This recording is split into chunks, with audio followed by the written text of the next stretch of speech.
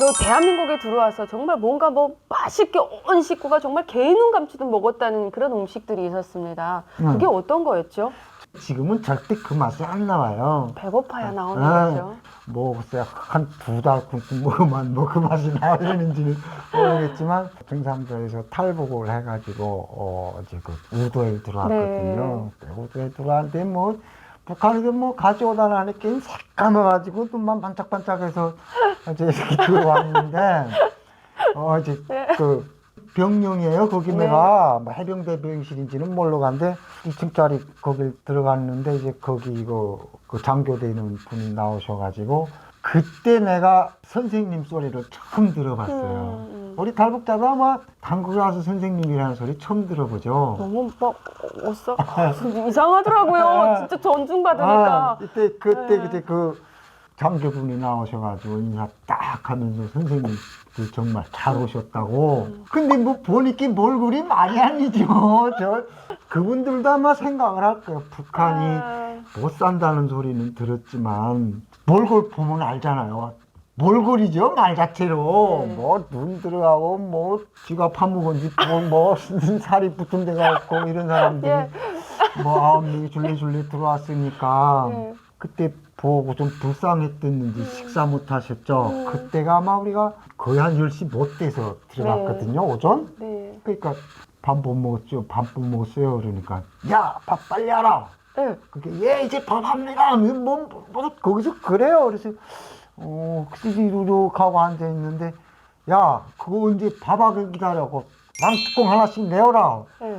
그래서 그때 왕뚜껑을 처음 먹어봤어요. 한국에서. 근데 이제 뭐 그거를 왕뚜껑 갖고 갔는데 무슨 정수기도 아니고 무슨 주전자 같은 데다가 물을 이렇게 뜯고서 이렇게 뒤집으면 이렇게 뜨거운 물이죠. 그걸 이렇게 보여주더라고요. 아니 일본이시니까 그래도 그걸 먹었어요. 저는 그때 이게 이렇게 맛있는 게 있네.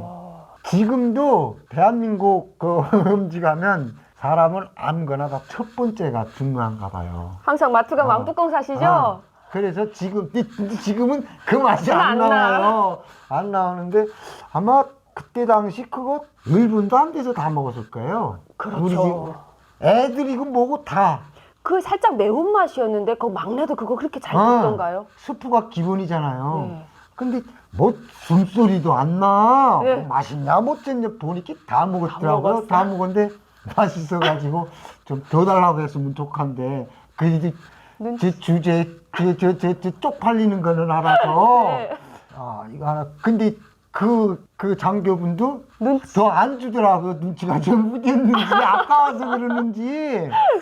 그래서 야 이게 하나 더 먹어봤으면 그래서 내가 이 당국에 나가면은 내 왕뚜껑 라면을 1년을 10년을 왕뚜껑만 먹을리라 이랬었는데 지금도 이제 그 맛은 안 나오죠 절대. 왜냐하면 밥을 지금 맛있게 짓고 있는 상황이잖아요. 근데 한국은 라면은 그렇죠. 건강에 나쁘다라는 생각이 있거든요.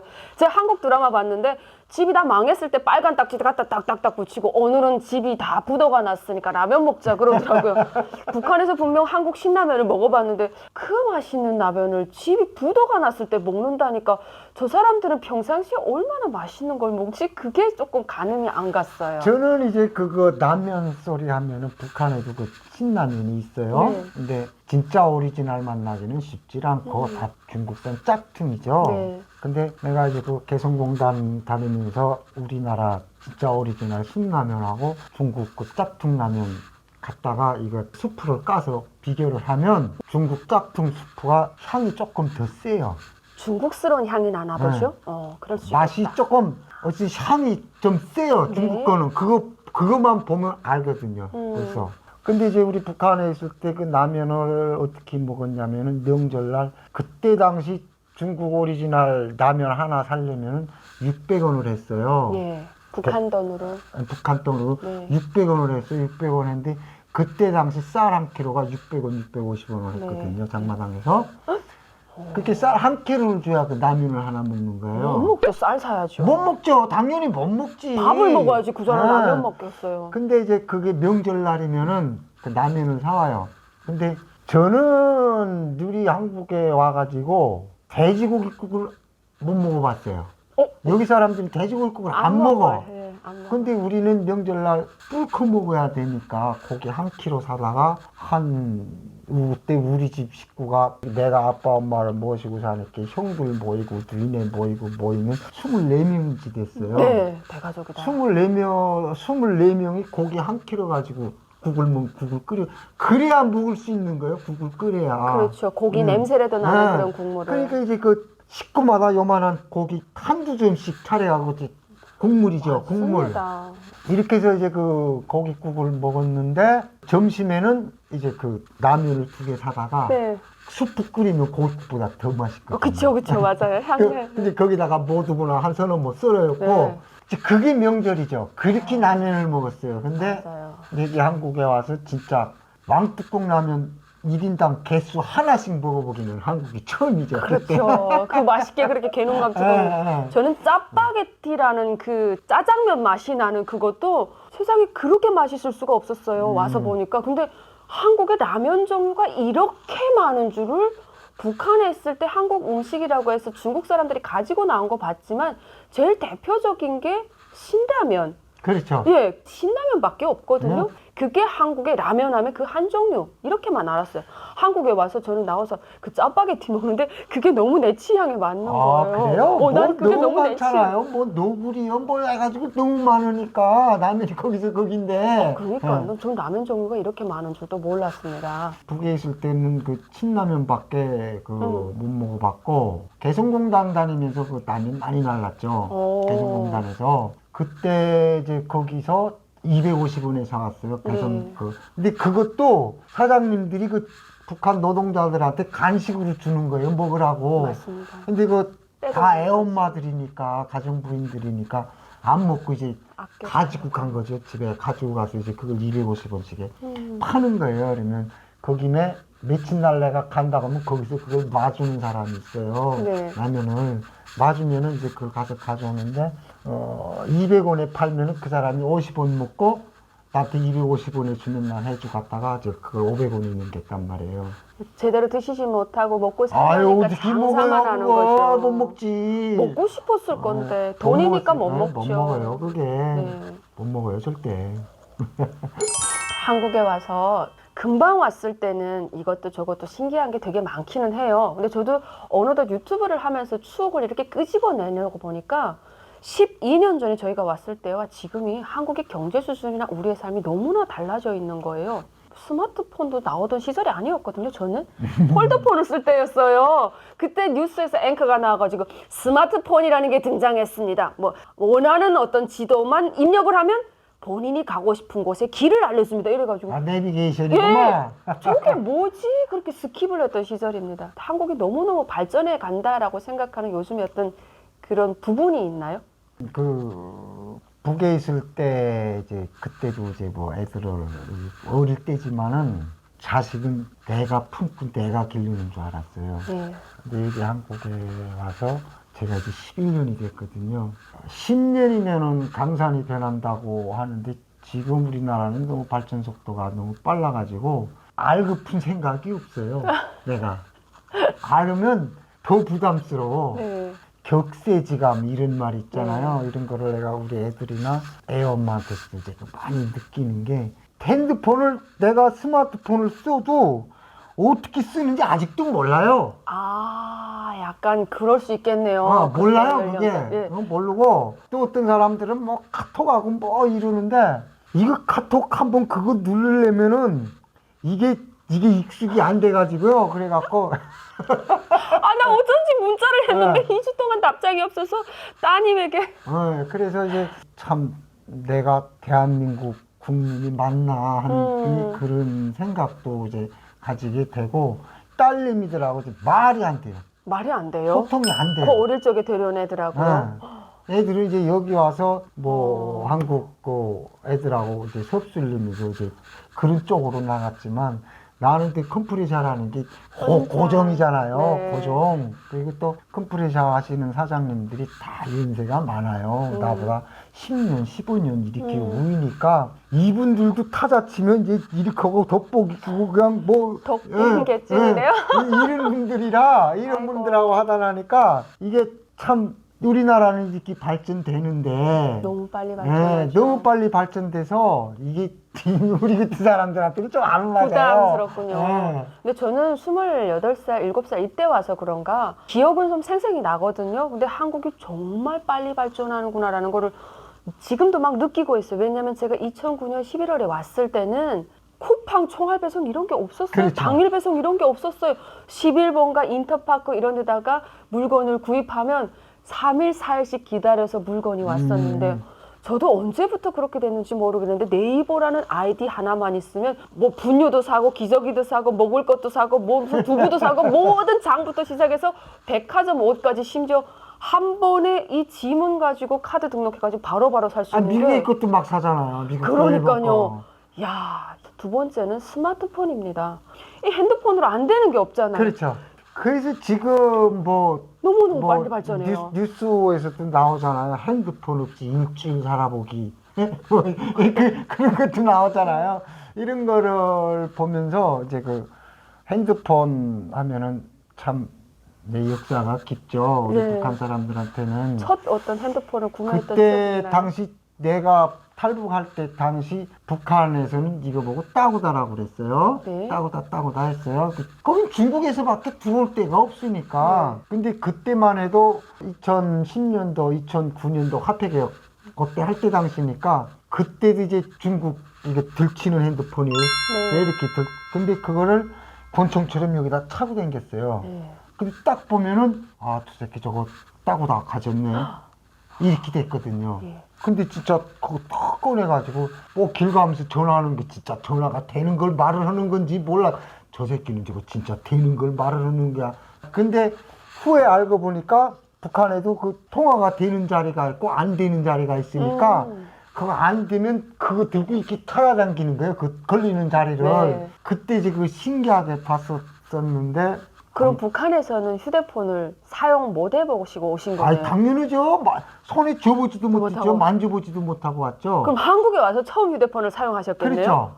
여기 와서. 그러면 휴대폰이 정말 좋고 막 그랬을 것 같은데 품에 안고 화장실 갈 때도 막 달아다니며 가지고 다녔어야 되는데 그거 아닌가요? 아니 이제 그 카나원에서 이제 집을 배정받고 나왔잖아요. 나와서 그 다음 날 경찰 그 담당관 그 선생님들이 와서 나가자고 그래요. 그래서 어딜 가야 이렇게 핸드폰 개통하라 해야 한대요. 된다. 그래서 핸드폰 소리는 이제 그 하나원에서 들었으니까 그 이름은 익숙하죠. 그래서 지금 핸드폰 거기 가니까 뭐 주민등록증 뭐 이거를 다 해서 이제 그걸 개통을 받았어요. 받았는데 전화번호를 등록해야 하잖아요. 맞아. 근데 꼴랑 애엄마하고 나하고 형사니까 세 개밖에 없어요. 핸드폰이. 맞아요. 없어. 우리 딸들은 그때 조금 할 때니까 걔들은 핸드폰이 없는 거고 네. 나하고 이제 애엄마하고 우리 처남도 서울로 집 배정받아서 갔고 우리 형네도 저 익산 함렬로 집을 배정받아서 간데 모르잖아요 전화번호를. 그 사람들도 개통을 안 하나. 그러니까 꼴랑 세 개야. 네. 애엄마하고. 근데 거기서 이제 애엄마 거 누르면 전화가 돼요. 방에서. 그 전화가 되는 거야. 그 이제 화장실에 가서 앉아서 전화해도 그 짠한 거 올려. 네. 뭐야 막 똥 싸지 뭐야. 똥 잘 나와야지. 그런 그러게. 식으로 전화를 해봤어요. 해보고 처음에. 싶어서. 네. 그 문자 이제 뭐 그것도 이제 문자도 해볼 꼴랑 세 개밖에 없으니까. 그래서 뭐 그때는 아 이게 전화가 되네. 하지만 무슨 뭐 사진을 찍는다든가 이런 것도 몰랐고 전화만 하는 거죠. 애엄마하고 단둘이서. 저도 북한에 있을 때는 네. 휴대전화를 사용해 본 적이 없고 저는 삐삐 사용을 하다가 왔거든요. 그러다 보니 중국에 와서 휴대전화를 사용했기 때문에 한국에 들어와서는 그 휴대폰 개통해주는 사장님이 이렇게 명함을 하나 주잖아요. 그렇게 하고 하나센터 직원이 있고 그리고 뭐 남편이 있는데 남편이 회사 나가면 또 전화가 잘 안 돼. 꼴랑 여기 3명 얼마 안 되니까 맨날 그 전화기 파신 분이 그러잖아요. 고객님 무슨 일이 있으면 여기다 연락하라 그러잖아요.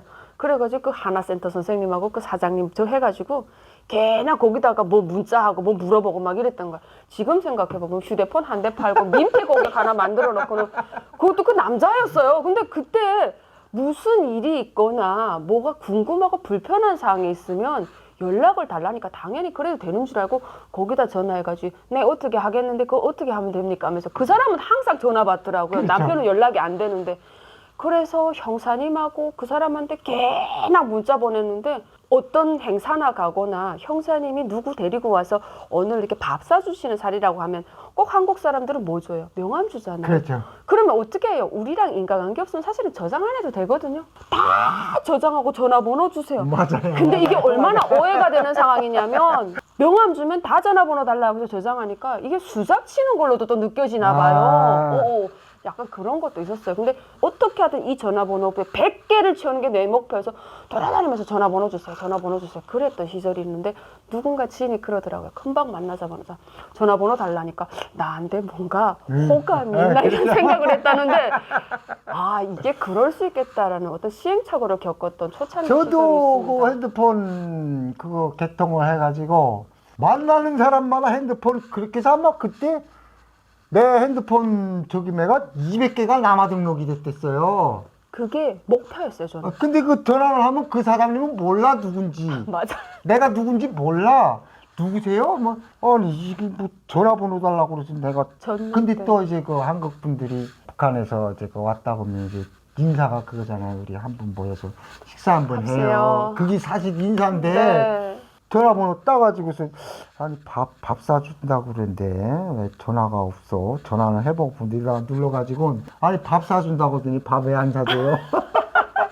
깨뼈싸게 이게 하면은 지금 생각해 보면 이게 통일돼도 큰 문제예요. 이게 큰 오류 이게 문화가 달라져 가지고 그러니까요. 이게 큰 문제 될 것 같아요. 근데 그런 생각이 들었어요. 책임지지도 못할 거면 밥 산다는 소리는 좀 하지 말고 후에 기회가 되면 봅시다 이래야 되는데 아니죠. 밥 한 번 여기는 먹어요 뭘. 저는 이게 당연한 거라고 보거든요. 왜냐하면은 탈북자는 아직 채 4만이 안 됐잖아요. 우리 대한민국 국민 5천만이 넘습니다. 네. 지금. 4만 명이 3만도 안 되는 사람이 5천만에 맞춰야지. 맞춰야죠. 5천만이 4만에 맞추면 이거는 말이 안 되는 이거는 거야. 그래서 지금 어떤 사람들은 못 사는 사람들 불우이웃돕기 이런 것도 다 좋지만 그래도 나는 민주주의가 소수는 다수한테 복종해야 된다. 근데 그게 어느 정도인가? 그게 나는 우리 탈북민들 상대로 말을 하면은 우리나라 문화니까 우리 회 한번 같이 밥 먹어요. 우리한테 한번 커피 한잔 합시다. 이게 인사인데 이게 무지한 우리 놈들은 나부터 밥 사준다고 이 뭐야 왜 거짓말을 해? 밥 안 사주냐? 그 상대방을 이제 혼란하게 했던 그런 난감하게 만들죠. 그런 것도 있거든요. 네. 근데 지금은 오히려 우리가 그러죠. 네. 하나센터나 하나 이제 가지 나온 사람들이지만 네. 야, 너 열심히 살아라. 야, 후일에 한번 밥 밥 같이 먹자. 먹자. 이러거든요. 이제는 우리가 한국화된 거죠. 그 사람들이 저 자식 저거 밥 사준다고 왜 이게 그래서 참 이게 문화라는 게 아유 맞습니다. 그렇죠.